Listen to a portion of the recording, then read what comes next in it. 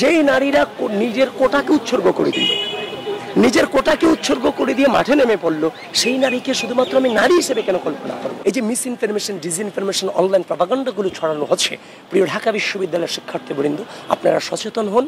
ওই মিটফোর্ডের ঘটনার মতো এমন অসংখ্য ঘটনা পরিকল্পিত করা হচ্ছে। যে ফাহমিদা আলম যে মেয়েটি রিড করেছে, সে বারবার ফেসবুকে এখনো স্ট্যাটাস দিচ্ছে যে তাকে এখনো গণধর্ষণের মতো হুমকি এখনো দেওয়া হচ্ছে, পার্সোনালি মেসেজ করা হচ্ছে, বহিষ্কার করা হয়েছে একজন, বাকিরাও তো চালিয়ে যাচ্ছে। তো সেই বিষয়ে আইনগত জরুরক হলে রাতে প্রচারণার জন্য গিয়েছি, সেখানে আমি গিয়ে দেখেছি ওই আলী হোসেন নামক ছেলেটা এখনো হলে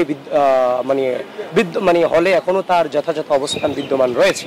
আমাদের বোনদের জন্য কি দুঃখজনক ব্যাপার, এই বিশ্ববিদ্যালয়ের অর্ধেক নারী শিক্ষার্থী যারা এই গণঅভ্যুত্থানকে আনুষ্ঠানিকতার রূপ দিল সর্বোচ্চ ভূমিকা রেখে, আজকে সেই মেয়েরা 5 আগস্ট পরবর্তী সময়ে যে এতটাই অনিরাপদ হয়ে গেছে যে তারা যে এতটাই ভয় পায়, সাইবার বুলিং খুব বাজেভাবে তাদের প্রতি করা হচ্ছে প্রতিনিয়ত। বিদ্যালয়ের যে নির্বাচন কমিশন, সেই নিরাপত্তাটুকু আমাদের দিতে চরমভাবে ব্যর্থ হয়েছে। কারণ ইতিমধ্যে আপনারা দেখেছেন যে পুরো অনলাইন সাইবার বুলিং হচ্ছে, ম্যাসিভ আকারে হচ্ছে, যেটা কারণ ঢাকা বিশ্ববিদ্যালয়ের ডাকসু নির্বাচনটা তো শুধুমাত্র ঢাকা বিশ্ববিদ্যালয়ের উপর নির্ভরশীল না, এটা গোটা বাংলাদেশের ম্যাটার। কারণ জাতীয় নির্বাচনে প্রত্যেকটা আসন ভিত্তিক প্রত্যেকের নজর থাকবে, আর এখানে গোটা বাংলাদেশের নজর ডাকসু নির্বাচনের দিকে।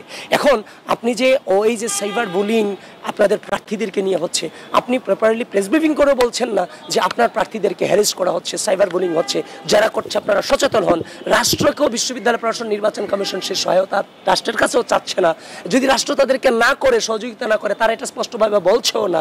সুতরাং নির্বাচন কমিশনের প্রার্থী হিসেবে আমাদেরকে যতটুকু নিরাপত্তা দেওয়া প্রয়োজন ছিল, সেটা দিতে পরিপূর্ণভাবে নির্বাচন কমিশন ব্যর্থ হয়েছে।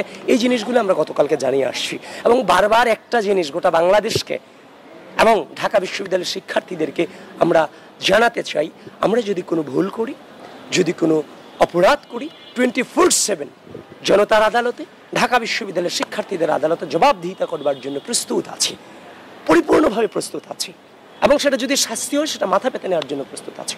কিন্তু এই যে মিস ইনফরমেশন, ডিসইনফরমেশন, অনলাইন প্রপাগান্ডাগুলো ছড়ানো হচ্ছে, প্রিয় ঢাকা বিশ্ববিদ্যালয়ের শিক্ষার্থীবৃন্দ, আপনারা সচেতন হন। আপনারাই এটাকে প্রতিরোধ করতে পারেন।